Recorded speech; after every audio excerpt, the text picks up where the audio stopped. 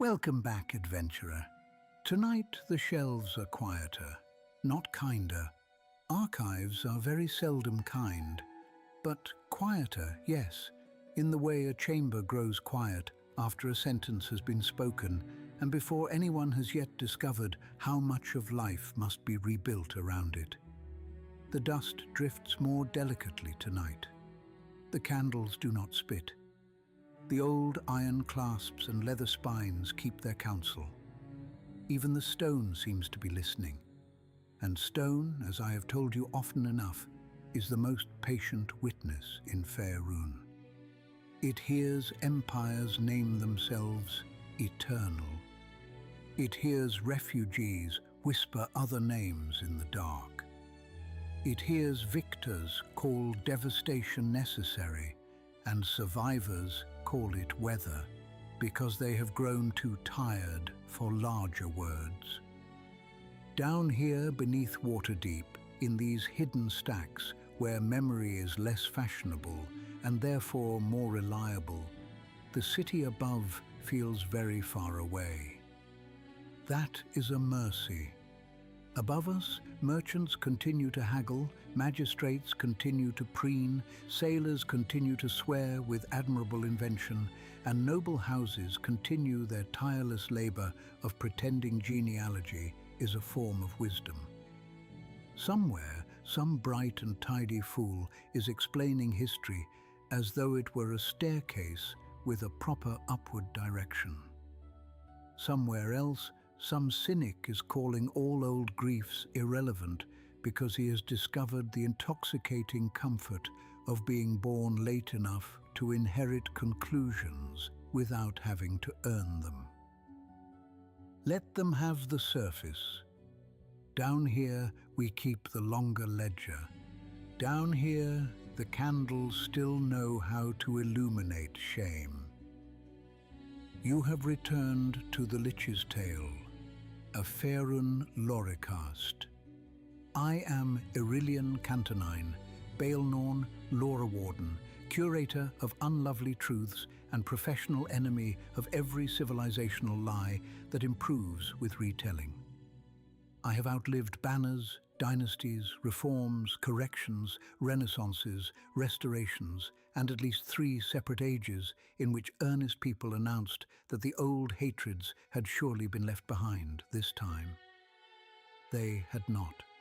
Old hatreds do not leave. They change grammar. That is one reason archives must be guarded by those hard to flatter and harder to tire. I remain for the same reason I remained last night and the night before and through centuries enough to sour a lesser spirit. The dead deserve accuracy. The living require context, whether they enjoy it or not.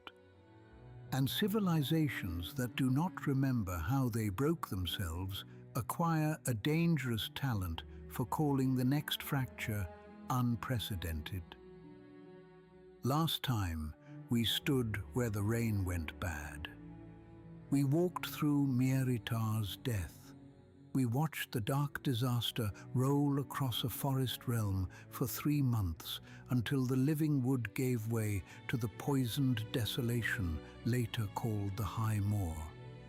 We saw the long uncertainty surrounding the authorship of that crime and faced the harder truth behind the uncertainty, that by then Elven civilization had produced too many actors capable of imagining the unimaginable. We followed Ilithir into its open alliance with corrupt powers during the Fourth Crown War. We watched Chantel Othraya burn. We traced the broad and terrible transformation by which dark elves became drow around -10,000 dollar reckoning. And we did not insult the record by pretending that all who suffered that sentence were equally guilty of the crimes used to justify it. Then we went below, as historians rather than tourists, and considered what it means when a people is driven underground and forced to rebuild civilization under stone, scarcity, and inherited condemnation. I told you then that the curse was not the end of the story. Tonight we prove it. Because a war is not finished when the marked are driven from sight. A civilization does not heal because it has found a category large enough to carry its blame. And a verdict, my patient apprentice, is not the same thing as peace. This episode is about the Fifth Crown War and its aftermath. But if you have returned expecting only the easy shape of a final campaign, a triumphant coalition, a tyrant overthrown, a court assembled, and the world set right, then I fear I must disappoint you at once. That is not what happened. The Fifth Crown War matters, yes. House Vishan does fall. Arivandar does dissolve. Elven Court does render judgment. Yet the real subject tonight is larger, sadder, and more consequential than the defeat of one murderous ruling clan. Tonight we ask what the Elves lost. Not merely what lands they lost, not merely which thrones, which forests, which roads, which bloodlines, which banners, which gods' favors, which cities, which magical primacies. Those are only the visible losses, the ones maps and annals can pretend to tally. I mean the losses that make later histories sound different, even when the facts are right. What does a people lose when it can no longer trust open rule, and so hides judgment inside sanctity? What does it lose when its greatest refuge becomes an island, far from the mainland's noise and ruin? What does it lose when its broadest answer to civil war is first a curse and then a court? What does it lose when victory feels less like restoration than retreat with better music? And why, in the ages that follow, do surface elves speak so elegantly about beauty, memory, and continuity, while becoming so remarkably reluctant to discuss the 3,000 years in which they nearly murdered their own future? That is our labor tonight. We will go first to Elven Court, where judgment tried to become architecture. We will watch it grow from divine summons into an institution that calls itself a place of equality and peace, even while bearing all the limitations of a survivor's tribunal. We will look west to Evermeet and ask why refuge is never merely refuge, but often also diagnosis. We will trace the first proclamation, the last revolt of Arivandar, and the war that ends the Vishantar Empire. We will follow the aftermath into silence, migration, fragmentation, colonization, and the beginnings of that most elegant of elven vices, selective remembrance. And before we close the folio, we will ask what victory means when the victors leave the center of their world half abandoned, the deep world more dangerous than before, and the future of the Telquesir increasingly tied not to one open mainland civilization, but to enclaves, refugees, and holy exceptions. This one will ache in different ways than last time. Last time was storm and sentence. Tonight is consequence.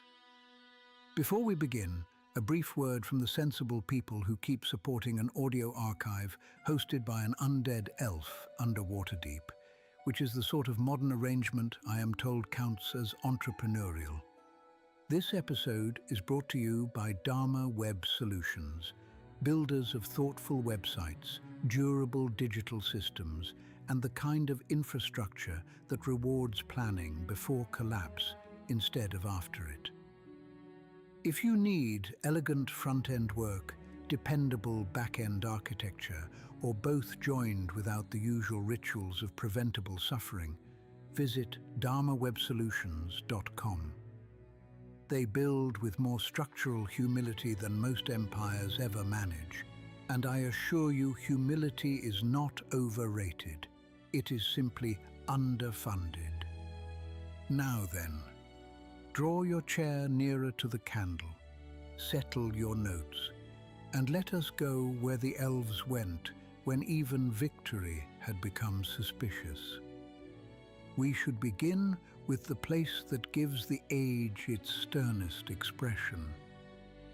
Elven Court. The name encourages mistakes. It sounds decisive.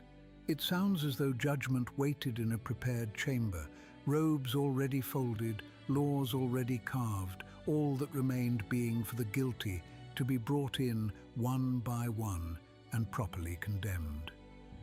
History, like stone, is rarely that tidy. Elven Court was not an ancient tribunal waiting politely in the eastern woods for the crown wars to arrive. It was made because the wars had become spiritually intolerable. It was made because the surviving surface elves had exhausted the ordinary political language by which realms explain themselves to one another. It was made because catastrophe had become too large to fit within mere diplomacy, yet not large enough to make truth simple. 1 month after the descent of the Drow, the Seldarine summoned elves to the site that would become Elven Court, so that differences might be settled and peace restored among the people. Some accounts state the call more personally, that Faerûn Lorecast himself, appearing in reverie or ritual, reached across the wounded remnant of elfdom and demanded a reckoning. The detail varies in tone more than substance. The point is plain enough. Heaven intervened after heaven had already intervened once. The same divine order that had just permitted or directed the transformation and expulsion of the Dark Elves now required the survivors to judge themselves. That alone ought to trouble you. It troubles me. Not because divine summons are inherently false. The gods act in Faerûn.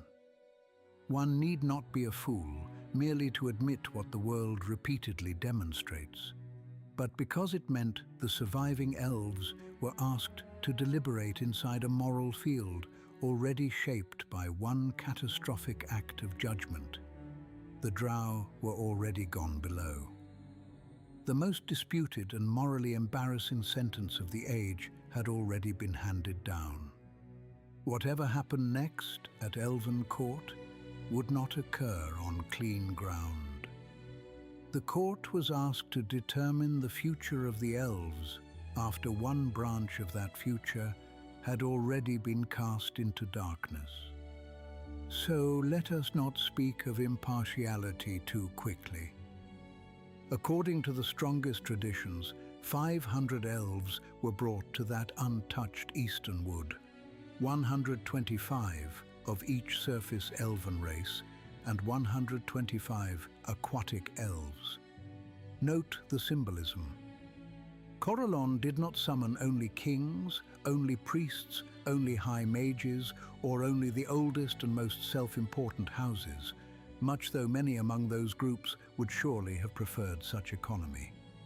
The court included clan elders, common elves, high mages, skilled folk from many walks of life, and even some remarkably young by elven standards.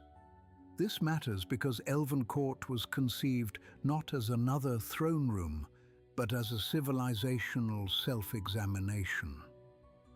The old hierarchies were, at least in theory, suspended. Social status, magical prowess, noble vanity, and inherited rank were to matter less than the shared duty of discovering how the people had strayed so terribly. That is the theory. The reality is more interesting. For 9 centuries, the elves of Elven Court debated. Not 9 days, not one dramatic season, 9 centuries.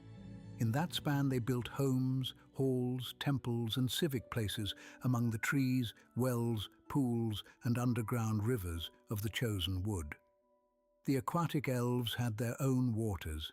The Seldarine priesthoods shaped holy precincts. Tree dwellings and shrines rose. The place of judgment became a living settlement, then a small city, then a moral center whose very built form declared that reflection, restraint, and collective responsibility would henceforth be constitutive of elven survival. Or so it hoped. I want you to feel the weight of that duration. A human republic would have called it paralysis. A dwarven hold might have called it deliberation with acceptable overhead. Elves, being who they are, made a civilization out of it. That is one of their most admirable and infuriating traits.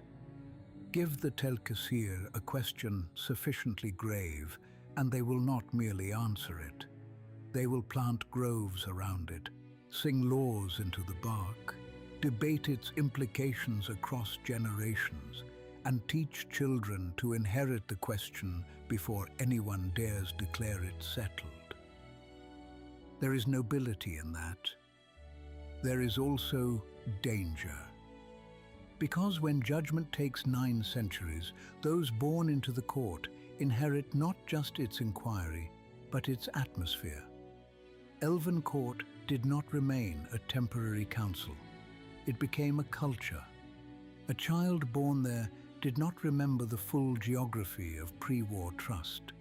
That child remembered holy ground, structured equality, Seldarine oversight, caution about hierarchy, and the solemn conviction that elfdom must never again permit one clan's ambition to consume the whole people. This was wisdom, yes. It was also conditioning. Institutions that arise from trauma do not merely adjudicate the trauma. They teach descendants what kinds of fear deserve permanent housing. Elven court, then, was both judge and orphanage of the war's survivors. That dual role is essential. The sources speak beautifully of its internal equality. All elves were peers there. Law was almost unnecessary because duty and divine diligence preserved peace. Weapons were forbidden in the sacred heart of the court. Debate was to be free. The people were called not to measure one another by status or power, but to judge themselves. Very fine, very elevating, very elven in the best register. And yet, even as I honor the aspiration, I must ask the historian's impolite question. Judge themselves against what? Against the future they wish to preserve, certainly. Against the memory of what had been lost, certainly. Against the visible crimes of House Vishan, undoubtedly. Against the open corruption of Elithir also. But against the descent itself? Against the broad collective punishment already inflicted? Against the role of the Seldarine in blessing, permitting or demanding that act? Against the convenience with which surviving surface elves might now separate their own story from the dark elven branch they had just sent below. Here the record grows quieter, not silent, never entirely silent, but quieter in the way a witness becomes careful when the accused includes both the dead and the divine. This is why I call Elven Court a survivor's tribunal rather than a pure court of neutral principle. It did real work, necessary work perhaps. It provided a place in which the remnant of surface elfdom could refuse immediate repetition and attempt self-scrutiny on a scale history seldom even imagines. But it could not help being shaped by who was present, who was absent, what had already happened, and which questions were easier to ask than others. The drow were excluded by circumstance, force, or divine consequence. Take your preferred formulation. The court thus judged the future of elven kind after a whole elven people had already been transformed into the officially regrettable remainder of the problem. That is not nothing. It is the frame around everything. One might say, fairly, that the Dark Elves of Ilithir had placed themselves beyond ordinary participation by their atrocities, their alliance with corrupt gods, and their war against the forest homelands. One might say also fairly that inviting recently exiled drow to the court was no practical possibility. I grant both points. Yet the analytical truth survives them. A court from which one whole category of the former civil war is absent cannot help but become a court of the surviving center, even when it speaks in the language of universal elven judgment. And because the elves of Elven Court believed themselves free of corruption, the danger deepened. History is hardest on peoples who confuse earnestness with innocence. I do not say Elven Court was hypocritical. Hypocrisy is too easy a vice for a problem this large. I say it was tragic. The court's members sincerely wanted to prevent further ruin. They wanted to identify the heart of the disease.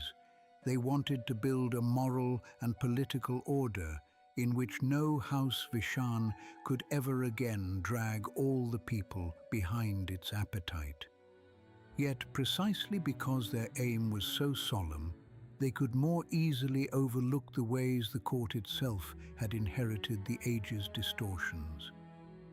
A civilization that has just cursed and expelled part of itself will often cling more tightly to the institutions that permit it to feel still morally whole. Elven Court became one such institution, a necessary place, a compromised place, a holy place built on damaged ground. And that apprentice is why it matters so much. When you later hear of Elven Court as neutral ground, as sacred center, as the place where all elves were peers and where peace presided, remember that the phrase all elves already carried a wound inside it. There were no dark elves in that phrase anymore, except as absence, memory, and cautionary category. What the court offered was not false. It was incomplete. But incomplete truths, when enthroned, are among the most durable powers in history. It also matters that Elven Court stood in a forest far to the east, removed from the blood-soaked geographies of the older wars. This was practical, no doubt. It was safer. It was symbolically virgin ground. It allowed the surviving elves to imagine that judgment might begin somewhere not already polluted by Vishantar roads, Ilithiri fire, Mieritari ruin, or the old southern and western grievances. Yet there is a revealing tenderness in that choice. The elves did not rebuild their moral center in Arivandar. They did not crown it in the ashes of Mieritar. They did not place it in Chantel Othraya's scorched memory. They sought untouched wood. Traumatized civilizations do that. They begin dreaming of clean places. Sometimes those places become courts. Sometimes islands. Sometimes valleys hidden behind enchantment. Sometimes myths. We will meet all of those before the night is done. During those centuries of judgment, another movement began which would outlast the war more thoroughly than any single proclamation. The westward pull toward Evermeet. Here again, I must ask you to resist the sentimental version. Evermeet is easy to sentimentalize. It almost invites the offense. The island is old, beautiful, close in strange ways to Arvandor, and thick with the kind of mythic significance that makes lesser historians lose discipline and start speaking of destiny as though it were a sufficient explanation for policy. Yet Evermeet, as it enters our story in the wake of the descent, is not merely a paradise waiting to embrace the weary. It is an answer, and every answer reveals the shape of the question that made it necessary. The displaced elves of the post-descent centuries sought a land untouched by the despoiling of the Crown Wars.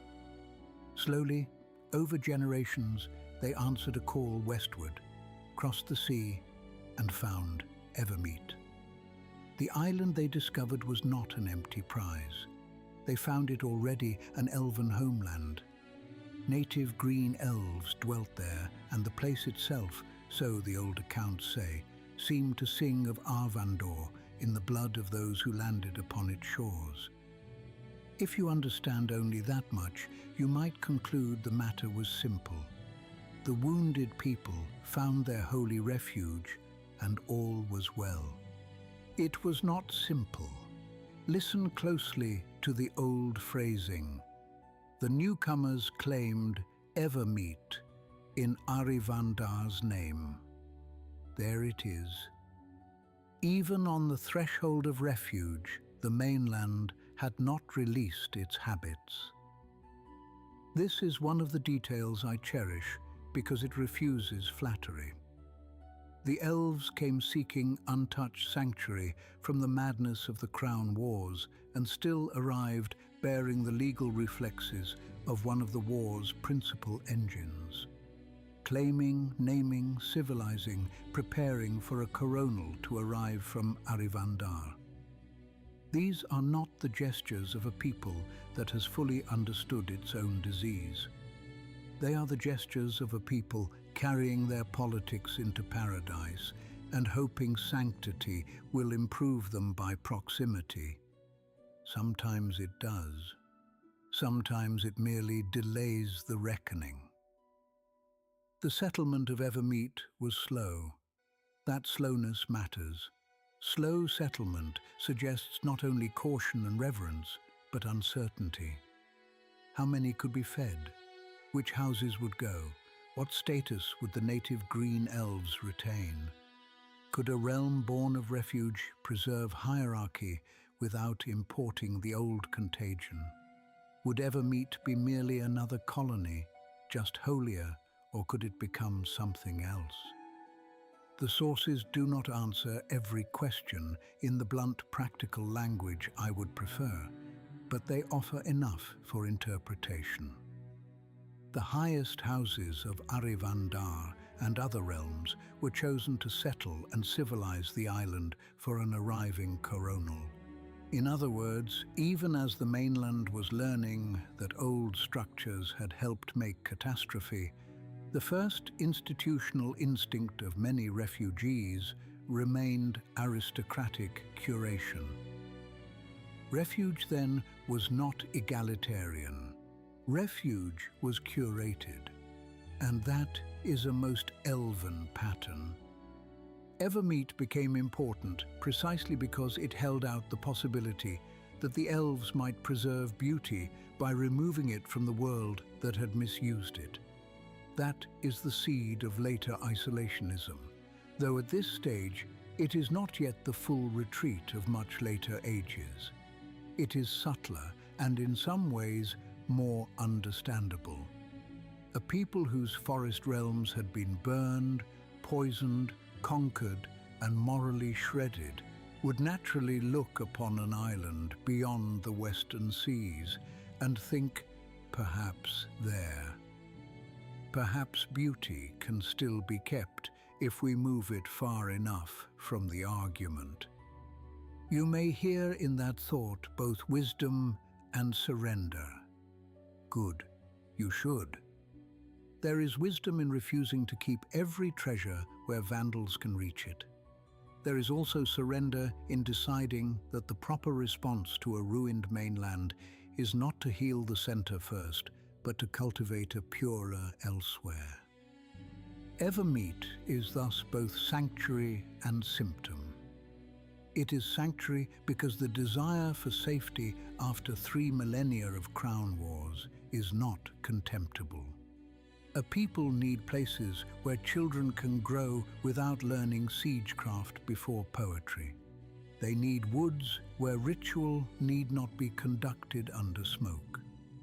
They need harbors from which the black sails of memory do not appear each dawn.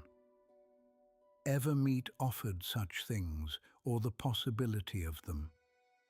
It is symptom because the very hunger for such remoteness reveals how badly the elves had lost faith in the mainland as a common civilizational project.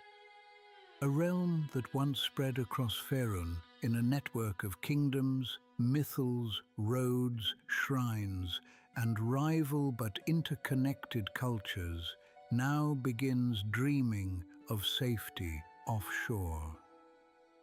That is not continuity. That is a narrowing of ambition. Do not misunderstand me. I am not mocking the refugees. Exile makes critics cheap and blankets dear. If I had watched Mierittar die, heard the prayer for the descent answered, seen Chantel burn, and listened to 9 centuries of debate while the world above remained full of roads laid down by the wrong dead, I too might have looked west and said, enough. Yet the historian must still mark the shift. Evermeet's rise as refuge is one of the clearest signs that the Crown Wars ended not in restored confidence, but in managed withdrawal. The island's internal politics confirm this further. During the Fifth Crown War, the growing monarchical structure in Evermeet was cancelled once word of Arivandar's fall reached the island through high magic. Those closest to the Vishan either departed to join their comrades or abandoned them. Power passed instead to a ruling council similar to that of Elven court.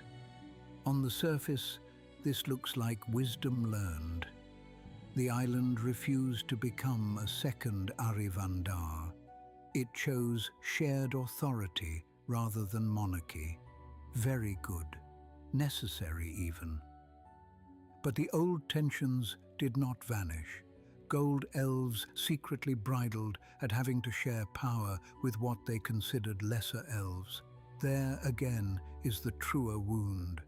The institutions changed faster than the habits of esteem. Evermeet could build a council. It could not instantly cure superiority. One reason I distrust triumphant narratives of reform is that they so often mistake structural adjustment for inner transformation. Give an old hierarchy a new chamber, and it will still carry its posture inside. Evermeet's later history will continue to oscillate between refuge and hauteur, sanctity and seclusion, beauty and defensiveness. That is not contradiction. It is inheritance. Now widen the lens slightly. Evermeet was not the only answer the Broken Elves produced, merely the most mythically resonant.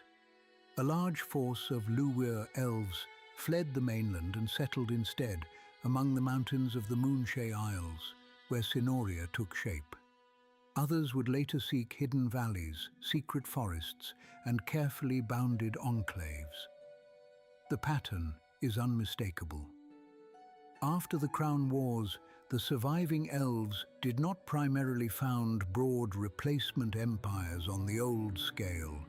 They founded refuges, splinters, guarded sanctuaries, and more selective homelands. Some fled west to holiness. Some fled to mountains. Some fled into the eastern forest around Elven court. Some fled into secrecy itself. That diversity of destinations matters because it shows the Crown Wars damaged more than territory. They damaged consensus. The old mainland Elven world even when divided among realms, had still been one conversation. After the wars, the answers to how one should live as an elf in Faerûn became more regional, more guarded, more moralized, and more defensive. Evermeet said one thing, preserve. Elven Court said another, judge and rebuild from sanctified restraint. Sinoria said another still, isolate, endure, and remove yourself from the continental fever. Later, Evereska would speak in yet another register. Hide, survive, and let secrecy do what armies no longer can. This is what a civilization sounds like after it has lost confidence in breadth. It fractures into excellent fragments, and fragments, however beautiful, are not the same as a world. That is part of what the elves lost. Not simply the physical continuity of their kingdoms, but the confidence that the whole of Faerûn could still be argued over, shaped, and inhabited by them as one primary civilizational field. After the Fifth Crown War, even their triumphs are narrower than their old disasters. There is another element here, less often named because it offends later elven dignity. Humans had been expanding all throughout the Crown Wars. Think on that, while the elves burned one another's forests and debated divine justice for centuries. Human settlements, tribes, fishing villages, and embryonic polities continued pushing outward. Dwarves held and contested their own realms below and among the mountains. Other peoples multiplied, fought, traded, persisted. The elves were not disappearing, no. But they were learning with increasing distaste that while they conducted history on monumental timescales, shorter-lived peoples were proving alarmingly efficient at filling vacuums. This deepened the appeal of places like Evermeet. Refuge was not only from elven shame, it was also from demographic reality. A people accustomed to primacy does not easily accept living among fast-breeding neighbors who seem determined to mistake newness for entitlement. The post-war movement toward purer homelands therefore carried both trauma and strategy. Elves sought places where they might remain themselves without constant intrusion from humans, dwarves, or the other races that had advanced while the people were busy making the high forest bleed. I do not call that racism. Not always. Sometimes it was grief in territorial form, sometimes prudence, sometimes hauteur so refined it could pass for sorrow. Often all three. If Evermeet later becomes, in many tales, the great symbol of elven continuity, then remember that continuity here meant relocation, filtering, and selective admission. The island was not proof that the old world had been restored. It was proof that the survivors had begun building a second center far from the first. There is no shame in sanctuary. There is great danger when sanctuary becomes the preferred substitute for repair. And once a civilization begins believing its truest self can survive only somewhere remote, holy, and difficult to reach, it has already admitted more about the defeat than its songs will usually confess. While Elven Court debated and Evermeet gathered meaning across the sea, Arivandar did what frightened powers so often do after a divine precedent has frightened them. It became more paranoid, not less. By minus 9900 Dala reckoning, the Vishantar Empire had begun covert persecution of high mages and priests. The rationale is almost too revealing. Arivandar sought to destroy or control any who might somehow force upon them the sort of descent that had just been forced upon the Drow. Attend carefully to that logic. The empire did not look upon the descent and say, "We have gone too far." It looked upon it and said, "Such means might be turned against us." This is one of the purest political reactions in all the Crown Wars. Not remorse, vulnerability. A society that has witnessed extraordinary judgment rarely assumes the judgment was unique. It assumes there are people, rights, offices, or divine channels through which similar force might again be exercised. Therefore, those channels must be mastered, infiltrated, co-opted, or destroyed. So it was with Arivandar. Priests and high mages, once useful ornaments of legitimacy and occasionally instruments of state power, became suspect because they now represented a pathway by which empire itself might be unmade in body, rank, or fate. You see at once what this means for the much-praised purity of the imperial conscience. There was none, or none sufficient to govern action. The increasingly crazed Coronel Gilvas Vishan presided over persecutions that thinned, shattered, or annexed whole communities of priestly and magical authority. Ilefan and its colony in the Luweirwood were not utterly annihilated, but they were grievously damaged, their nobility of priests and high mages cut down until annexation became possible. Many of their people fled south toward the remnants of Chantel Othraya, or westward toward the Moonshae Isles. Remember Ilefan's place in this history. It had earlier provided secret safe havens for Mieritari refugees despite official neutrality. It had been among the realms where prayer for Seldarine salvation rose fiercest in the Fourth Crown War. It had, in other words, attempted to remain morally serious amid an age determined to punish moral seriousness. Such realms rarely fare well when empires grow frightened. A neutral or semi-neutral sanctuary is always intolerable to a state that believes control of interpretation matters as much as control of roads. The attack upon Ilefan tells us something else as well. The Fifth Crown War did not begin, emotionally or politically, in -9200 with the First Proclamation alone. It had been preparing for centuries in the Empire's own fear. Covert persecution is often how a regime starts fighting the war it will later claim was forced upon it. Before banners rise openly, dossiers are composed, ritual authorities are watched, libraries are searched, lineages are mapped, temple loyalties are tested, and the state quietly decides which parts of the sacred or scholarly order must disappear if the throne is to remain secure. This is not merely politics. It is epistemic war. The Empire was attacking those who might define reality against it. High mages matter here for more than battlefield reasons. In Elven civilization, high magic is not only power, it is communal legitimacy in ritual form. It presumes cooperation, continuity, and a relation to the weave that individualistic, grasping, or purely coercive orders handle badly.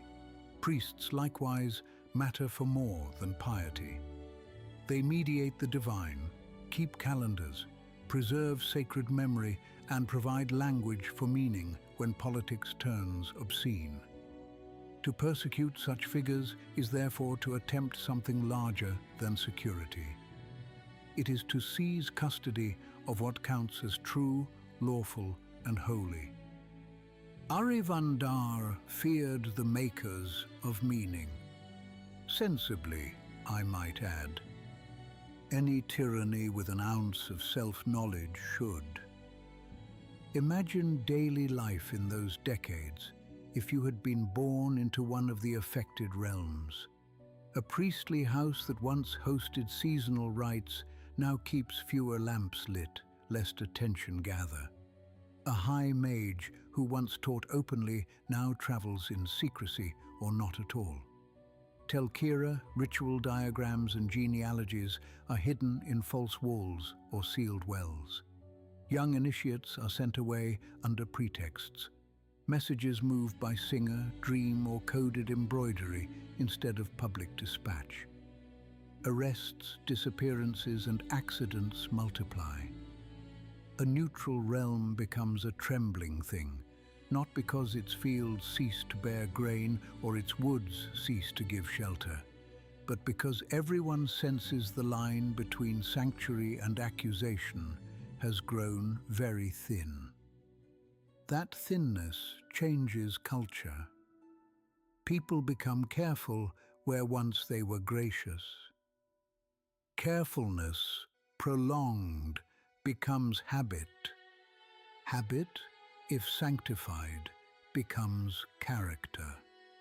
This is another way the Crown Wars outlived the battles themselves.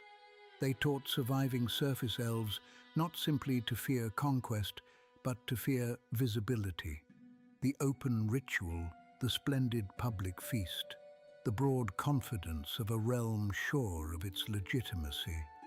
All these become more difficult after an empire has learned to treat moral and magical independence as sedition. Now widen again to the map.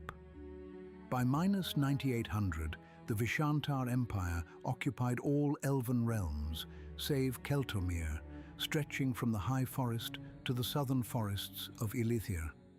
That reach is astonishing and revealing. It proves the empire retained formidable capacity even after the descent and during the centuries of Elven Court's judgment. Whatever moral exhaustion afflicted the surface elves had not yet broken Arivandar's logistical teeth. The empire could still march, annex, administer, frighten, and claim. Yet notice how brittle that greatness was. Keltomir remained outside full annexation. The first Drow civilizations below southern Faerûn rose and harried the empire over centuries, helping prevent further consolidation. The priests and high mages of Elven Court and the free areas were not gone, merely hunted. Refugees kept escaping. Even Evermeet, the new Western hope, would not obediently become a simple Vishantar possession. This is overreach in its classic form. A power wide enough to terrify everyone, but no longer trusted enough to become unquestioned. Such powers often look greatest just before they break. The Liwir flight deserves a lamp of its own. A large body of elves escaped the oppressive mainland and settled among the mountains of the Moonshae Isles, founding Sinoria. There is a melancholy there I do not wish you to miss. The Liwir were not fleeing because they had forgotten what elfdom was. They were fleeing because the mainland version of elfdom had become unbearable. Across the sea, they carried memory, skill, and lineage, but they also carried a verdict on the continent they left behind. The founding of Sinoria is therefore part of the same argument as Evermeet, though cast in a different material. Not island sanctity near Arvandor this time, but mountain refuge on a western archipelago. The particulars differ, the logic does not. When a people begins founding sanctuaries in all directions, it has stopped believing the center can be held without becoming unrecognizable. You may wonder why Keltomir matters so much in this account, despite surviving for a time more intact than others. Because Celtimere shows what survival looked like under these conditions, contraction, pressure, and endurance purchased not with renewed civilizational confidence, but with attritional defense and the inability of larger powers fully to digest it. Even the survival stories in late Crown War history are narrow. None of them sound like the first flowering's exuberance. They sound like a people learning to think in last redoubts. Below the surface, meanwhile, the Drow were becoming not a vanished category, but organized counterweight. This is one of the age's great ironies. The Elves above had broadly punished and expelled the Dark Elves, in part because they were judged a source of intolerable corruption and danger. Within a few centuries, those same exiles had become one of the factors that limited Arivandar's final consolidation. Harassing the empire from below, they helped ensure Celtimere and other territories did not fall completely under Vishantar dominion. History does not always grant justice. Sometimes it grants complications sharp enough to expose bad narratives.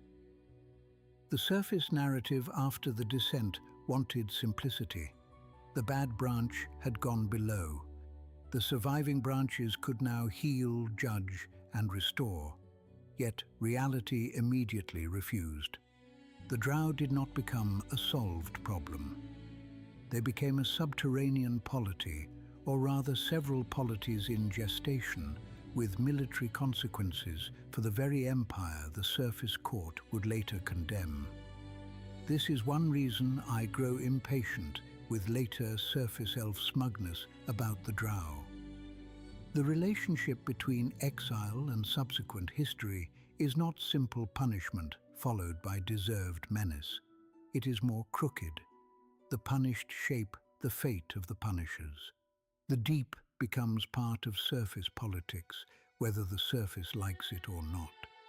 And then there is the spiritual atmosphere of these centuries. Do not imagine the surviving surface elves lived in some long, serene prelude to the first proclamation. The court debated, the empire persecuted, refugees moved, Drow powers rose. Realm after realm adjusted to living amid unrepaired devastation. The sky might be clear on a given day. Groves might still bear fruit. Children might still be born under trees rather than stone. Yet the moral weather remained unsettled. After the descent, every priest of the Seldarine had to live with the fact that divine salvation had come in a form history would never digest comfortably. After the persecutions, every high mage had to live with the fact that ritual authority now looked politically lethal to those who feared its reach. After the refugee waves to Evermeet and elsewhere, every family had to ask whether homeland still meant ancestral soil, or simply the place to which one's people had not yet been driven. These are not abstract crises.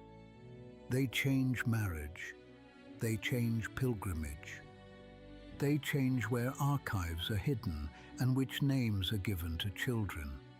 A people that once celebrated expansive belonging begins to prize guarded continuity. That, too, is part of what the Elves lost. Not the ability to love beauty, no. Elves are irritatingly durable in that respect. Rather, they lost the ease with which beauty and confidence once accompanied one another.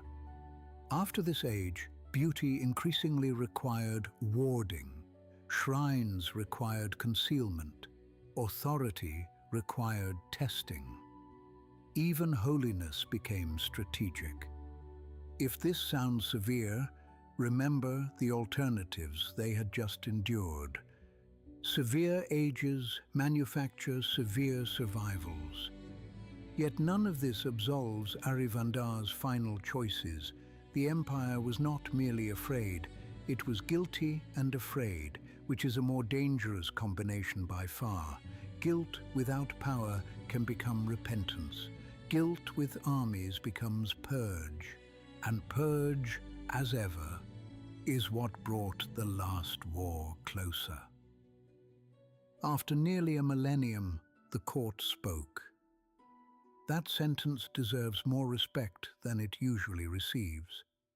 We live in ages obsessed with decisiveness, and so 1,000 years of argument looks to many like failure, redeemed only by eventual action. I disagree. Time does not guarantee wisdom, but there are wounds that cannot be judged quickly without merely ratifying the emotional weather in which they were made. Elven court took centuries because the crown wars had disordered more than borders. They had disordered cause itself. Who began the madness? Who profited? Which crimes were primal and which reactive? What role had ambition, race hierarchy, fiendish temptation, divine negligence, magical excess, and collective panic each played? These are not questions a serious people answers in one reign. Still, a millennium is long enough for deliberation to become hunger. By the time of the first proclamation, Elven court had grown from the original 500 summoned elves into a small but significant city of temples, halls, tree dwellings, and descendants. The founders had become ancestors. The younger generations had inherited not a temporary commission, but a civic identity. They were the people of judgment. Their wood was holy. Their purpose had been announced by Corellon's own voice. The rest of elvenkind, whether admiringly or resentfully, had learned to regard them as a moral center. That sort of burden reshapes the soul. It also creates pressure to justify the institution by eventually naming the problem clearly, and so they named House Vishan.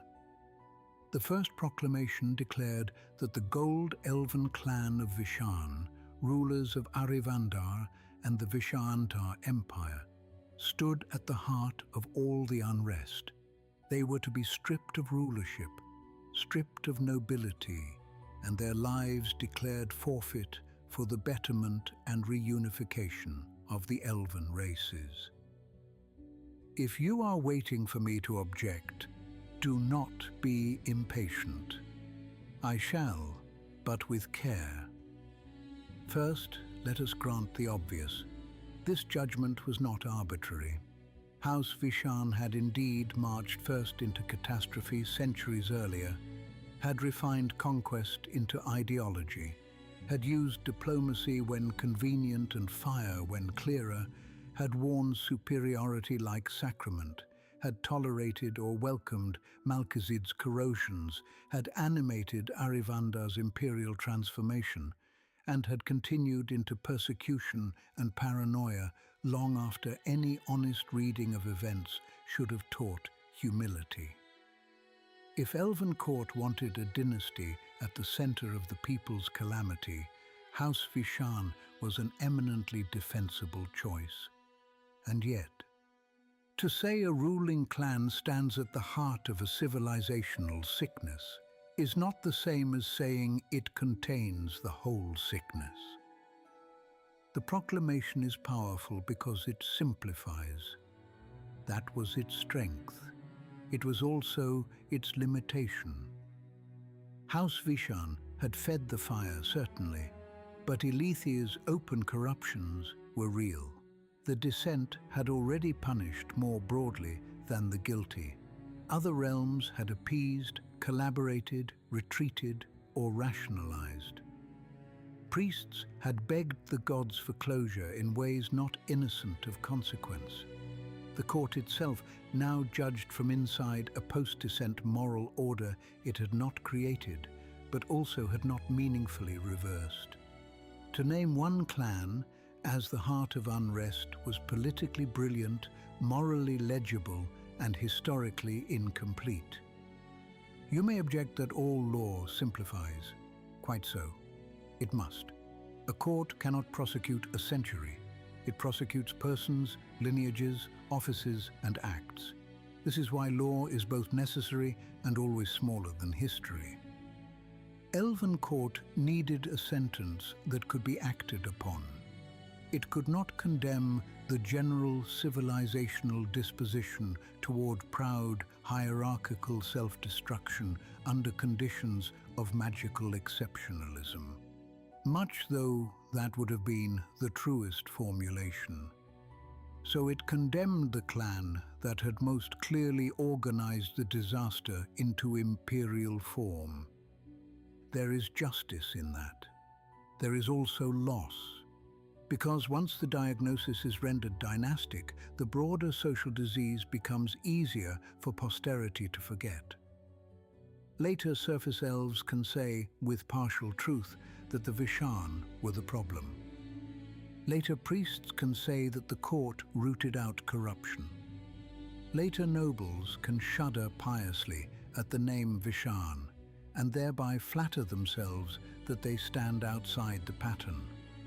This is one of the subtle dangers of righteous specificity.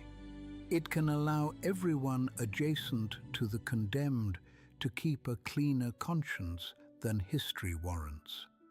Still, the proclamation had to be made. One can criticize its insufficiency without wishing the court had remained mute. Silence would only have prolonged the empire's impunity. The question is not whether House Vishan merited condemnation. It did. The question is whether condemnation of House Vishan could restore elfdom. It could not. And the next 2 centuries would prove as much. The very fact that the Vishan had spies inside Elven court tells you how fully moral and political struggle were entwined. Even in the place of peers, in the holy wood where weapons were forbidden at the heart and the Seldarine were said to keep the peace, imperial intelligence remained present. This should not surprise you. Courts that judge power attract power's ears. The Vishan were not fools, whatever else they were. They understood that legitimacy is the most dangerous battlefield because defeat there makes every other defeat easier. Warned by spies, Arivandar marshaled its forces against the decision. The Fifth Crown War began, as one source so memorably puts it, quietly but recklessly. I admire that phrasing. Quietly, because the war did not open with the mythic thunder one might expect after such a long gestation. It began in plots, targeted killings, reprisals, and hurried mobilizations.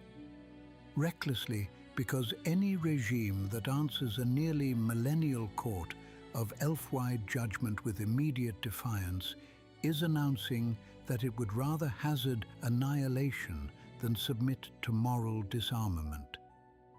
Gilvas Vishan, increasingly mad and increasingly desperate, attempted to slay the wizards and high mages who stood against him, counting on the support of his magically powerful sons and brothers to secure the clan.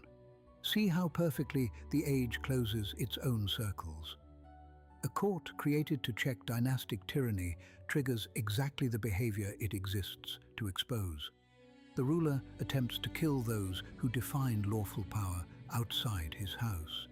In political theory, this is called confirmation.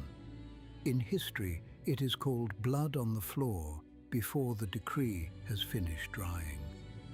The Fifth Crown War is sometimes described as the shortest of the Crown Wars, lasting only 2 centuries. I beg you, as always, to be suspicious of the word only. 2 centuries is brief only to those who count in millennia. It is still long enough to bury generations, to alter forests, to unteach habits, to make one style of rule impossible and another imaginable. If a human empire endured 2 centuries of terminal civil war, No one would call it short except a poet in a bad mood.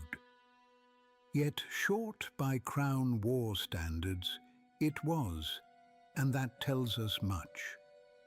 The First, Third and Fourth Crown Wars sprawled because too many realms still possessed enough legitimacy, enough energy, and enough ambiguity of purpose to keep fighting without full collapse. The Fifth War moved differently because the central question had changed. This was not primarily a contest over whether Arivandar might extend itself farther, or whether this or that frontier kingdom could survive. It was a war over whether the imperial center itself would be recognized as lawful by the surviving body of the people. That is a different kind of war, harder in one sense, shorter in another. Once legitimacy shifts, coalitions become possible that raw fear alone cannot sustain. Elven court, the Seldarine priesthoods, and the long-hidden high mages restored pockets of resistance and freedom across the empire, fragmenting armies and nobles in order to limit their coordination. I want you to notice how this differs from the old image of Crown War as realm crashing into realm across burning frontiers. The Fifth Crown War is less a vast set of symmetrical campaigns than a deliberate unmaking of imperial cohesion. It is counter-imperial surgery, not one clean blade, many. Pockets of resistance and freedom is one of those lovely phrases historians receive from chronicles and then must translate back into lived reality. It means roads reopened here and were cut there. It means occupied groves no longer trusted local commanders. It means outlying houses weighed loyalty against survival and chose differently in different places. It means temple networks, hidden law lines, and surviving clan solidarities became operational. It means some garrisons awoke to find the region behind them no longer obedient. It means supply was interrupted, communications distorted, ritual sites reclaimed, prisoners freed, and perhaps most importantly, the notion of Arivandar's inevitability shattered. Empires do not fall only when armies are beaten. They fall when obedience becomes too expensive. The high mages are especially important here. In earlier wars, high magic and mighty ritual power had so often been associated with large catastrophe, desperate defense, or the unreachable magnificence of elder ages. During the Fifth Crown War, hidden high mages became something else, a restoring intelligence. Not neutral, no. Let us not adorn them with impossible innocence. But they served as the dispersed nervous system of a civilization trying to deny one clan permanent custody of elven destiny. The same class of ritual authority Arivandar had persecuted precisely because it feared such capacity now helped unravel the empire's coordination. History has a sense of form. Cruel form, but form. The role of the Seldarine priesthoods also deserves more than a pious mention. Priests are often treated in war chronicles as morale furniture. They bless, bury, interpret omens, and then make room for interesting people with swords. This is vulgar nonsense, and especially false in elven history. Priests in the Fifth Crown War were carriers of a larger mandate.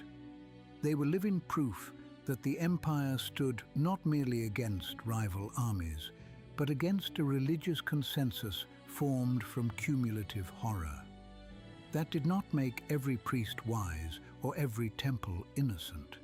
Yet it did mean that Arivandar's war against Elven court was unavoidably also a war against a renewed priestly claim to define the moral horizon of elfdom. and Gilvas answered that horizon with murder. So the war advanced. Not in one climactic duel of capitals, so far as the reliable record says, but in a broad splintering. The empire's breadth worked against it. Territories gathered through fear must be held by fear. Once fear is challenged from many directions at once, religiously, magically, politically, and geographically, the map begins arguing with the throne. Outlying nobles cannot coordinate, local grievances reawaken, old victims remember roots. High magic can conceal, warn, or liberate. Priests can announce that rebellion is not sacrilege, but duty. Houses once bullied into compliance discover the imperial center no longer looks immortal. It is difficult to overstate how dangerous that realization is. A conqueror can survive hatred for quite a while. He cannot long survive laughter, pity, or doubt. I suspect that by the middle generations of the Fifth Crown War, Arivandar had become a realm governed as much by dread of its own unraveling as by strategy. Its leaders knew the court sentence. They knew the temples stood against them. They knew the high mages had not been extinguished. They knew Evermeet was no secure reservoir of sun-elven monarchical renewal. They knew the drow below continued to trouble the imperial margins.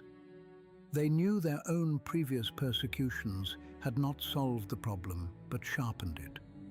This is not a recipe for lucid rule. It is a recipe for escalating purges, suspicious inheritance politics, and the sort of tactical brutality that burns the future merely to buy another season. A century like that will make even loyal followers begin to ask whether the house they defend is preserving order or only extending doom, which in time is exactly what happened.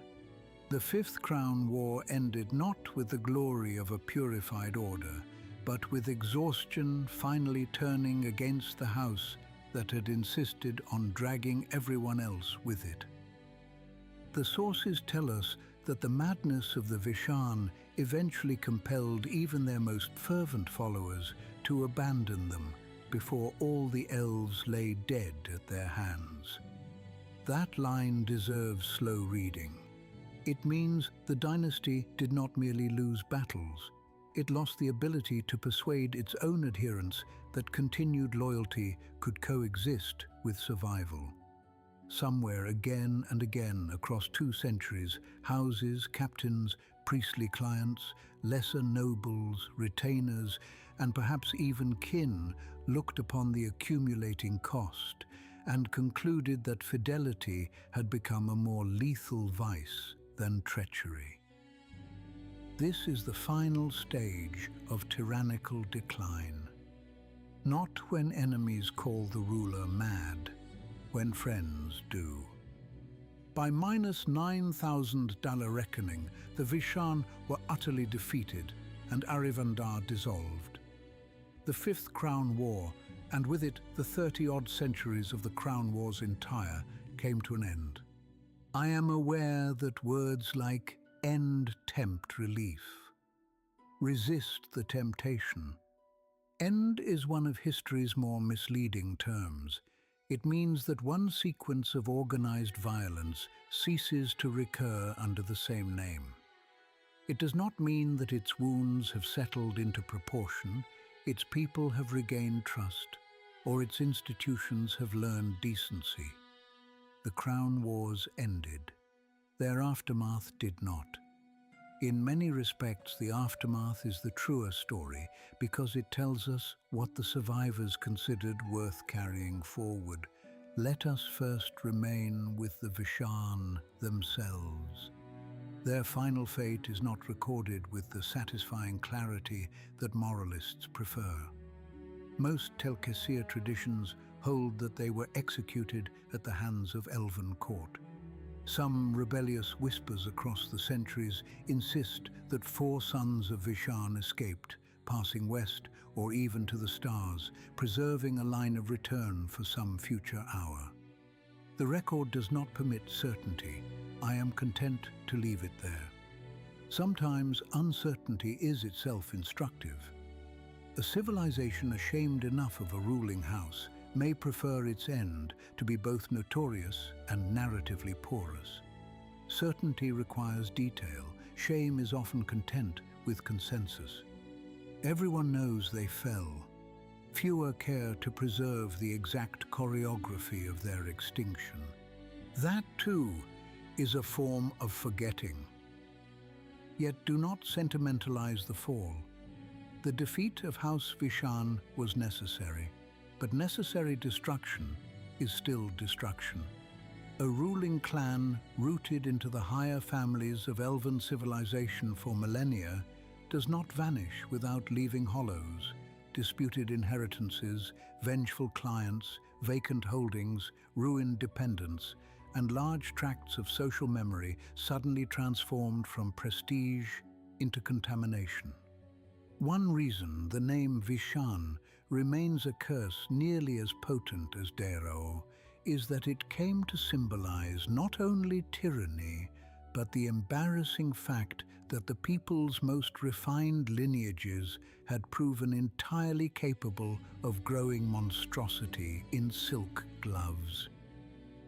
The deeper sign of this embarrassment lies in what the victors did next. They did not rebuild Arivandar. Much of the high forest was abandoned for an age, left open so that the gods might restore its peace. Pause there. Conquest usually breeds rebuilding. The new rulers seize the old roads, rename a capital, punish the disloyal, elevate new clients, issue lovely proclamations, and call the whole business renewal. Yet, after the final defeat of Arivandar, the Elves did something more telling. They left. Not all, certainly. Not forever. But enough that great portions of the old imperial heartland remained vacant for 2,000 years. The Western High Forest split into later splinter domains, and the central ruling lands of Arivandar lay empty long enough to become almost morally geological, a scar too large for immediate habitation. That is not how victors behave when they feel victorious.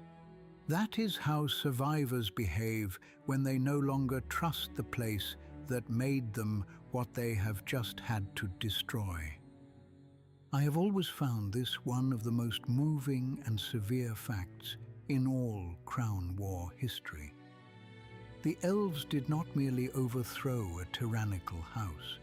They lost the emotional capacity to live at the center of their former power. The old core had become spiritually unusable. Whether the gods might restore its peace is one formulation. Another, plainer one, would be this. The surviving elves could not bear to call the place home again. Home, after all, is not only where your dead are buried. It is where your future still feels imaginable. Arivandar failed that test. This is part of what I mean when I say victory did not restore trust. The empire fell, yet the world it had shaped could not simply be occupied by the righteous remainder. Too much of the land had become argument. Too many roads ended in old coercions. Too many groves remembered the wrong banners. Even if a wise new coronal had wished to establish a just successor in the same seat, the symbolic burden would have been crushing. Better to leave the forest to healing, divine or ecological, and begin elsewhere. Elsewhere became the post-war elven habit. And so the wandering years of colonization began. Many elves migrated back toward Elven Court and into the vast eastern forest around it, settling Arkara, the great king forest that would much later be known as Cormanthor. Others ceded Evereska, Uirwood, and still other refugees or realms. The migration is important, but I want you to notice its moral direction. They moved not toward one restored imperial center, but toward multiple safer or holier peripheries. Post-war elfdom did not reconsolidate. It dispersed under pious justification and practical necessity. Dispersal can be wise. It is not the same thing as strength. This is also the period in which the Drow's story above and below becomes even more painfully entangled with the so-called peace. Around the same broad turning, the Drow overwhelmed the dwarves of Perindon and took their great rift city for their own. Elsewhere in the deep, the first Drow civilizations had already been rising beneath southern Faerûn, harrying the empire from below and organizing the life of exile into enduring subterranean order. Surface elves might have wished to say the crown wars were over now that Arivandar had dissolved. The Underdark disagreed. The Drow were not a solved problem shelved under theological closure. They were now builders, conquerors, raiders, priestesses, nobles, exiles and enemies in their own right. And the dwarves, poor, stubborn, glorious fools, inherited that reality immediately. You see how crooked the ending is. Above, the surviving surface elves abandon old centers, found new enclaves, and sanctified judgment.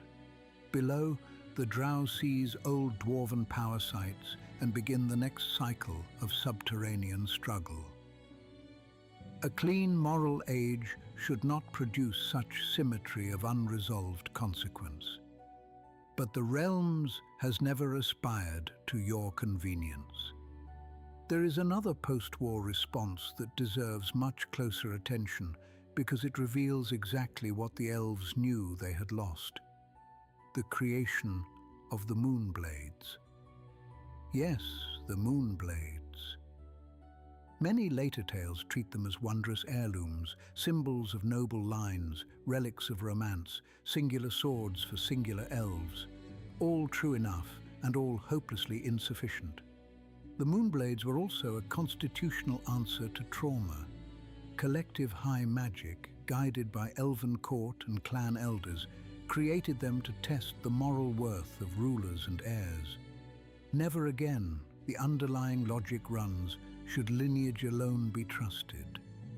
Never again should one proud house inherit the right to destroy the people merely because blood says so. Let the blades judge. Let worth be tested. Let the weave and the seldarine place an obstacle in the path of future tyrants.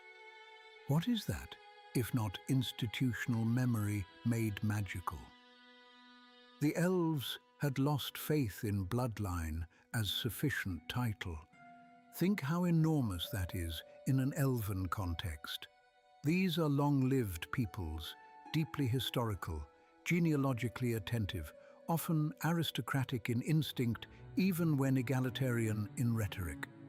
To craft magical heirlooms explicitly designed to test moral fitness is to confess that hereditary continuity alone can no longer be trusted after Arivandar.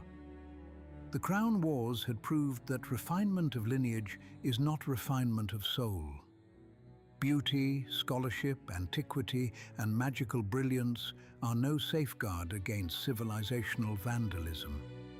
The Moonblades are, among other things, the elves' admission of that truth. Such admissions do not arise from confidence.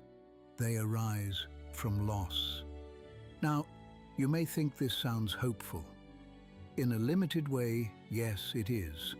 A civilization that learns from trauma at the level of institution has not wholly wasted the suffering. Yet notice the sadness underneath.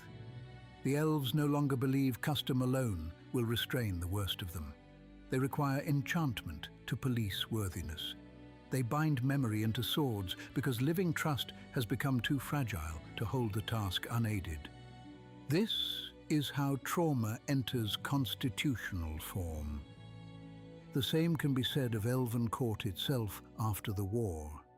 Having judged, helped prosecute, and seen the empire fall, the court became more than temporary tribunal. It stood as center, sanctuary, and authority for many of those settling the eastern forest. But its ideals were born from catastrophe, weapons forbidden at the heart, equality declared, holy ground maintained, judgments deferred to elders shaped by the war. Even peace there was defensive in origin. When later generations look back upon Elven court as a place where all elves were peers, they are beholding not innocence but disciplined reaction to remembered horror. That distinction matters. We often admire post-war institutions for their serenity and forget that serenity was sometimes built by those who had seen too much to trust spontaneity ever again. There is a final cruelty in Arivandar's fall that I do not want you to miss.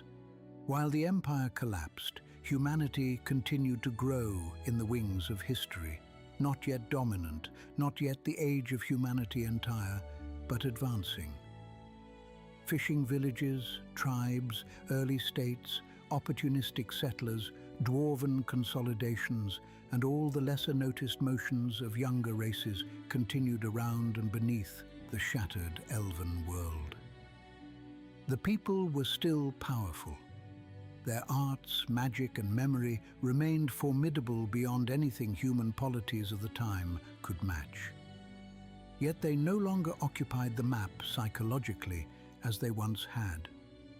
Their victory over Arivandar did not reassert effortless civilizational centrality. It announced a new era in which the elves would increasingly defend, withdraw, enchant, sanctify, and negotiate. That change of stance is one of the greatest losses of all. Not because elves had some natural right to primacy. I am ancient, not foolish. No people has natural right to permanence. But because a civilization's posture toward the world shapes all that follows. First, flowering elfdom had expanded, built, argued, created, rivaled, and inhabited Faerûn with tragic grandeur. Post-Crown War elfdom, even at its noblest, increasingly curated, secluded, or protected beauty from a world it had ceased to believe could be broadly trusted. The future would contain marvels still. Elves are too stubborn and too lovely a people to stop making marvels merely because history has insulted them. But the register changed. After Arivandar, even triumph tasted of ash. And ash, once in the mouth, alters every later feast. After the Fifth Crown War, the elves entered what later chronologies call the wandering years of colonization. Do not hear that as a romantic pastoral. Wandering is what settled peoples call movement when they have not yet found a more flattering word for displacement. Yes, new realms were founded. Yes, forests previously peripheral became centers of exquisite culture. Yes, Elven court's eastern wood grew into the matrix from which later Arkarar and much later Cormantha would arise. Yes, hidden safe havens such as Evereska would preserve precious lineages and lore that might otherwise have vanished. All of that is true. But the adjective wandering betrays the mood beneath the achievement. These were not the confident outward expansions of the first flowering. They were the migrations of a people carrying too much ruin to remain where they had been, and too much pride to call themselves refugees in every sentence.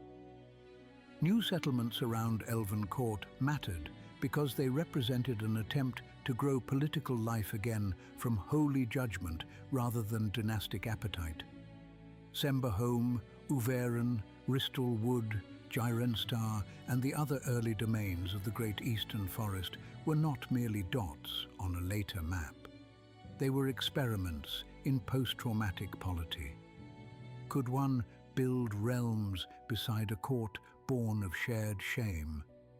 Could the people create domains in which the memory of the Crown Wars would serve as caution rather than fuel? Could beauty be cultivated without awakening again the old lust to dominate under the sign of refinement?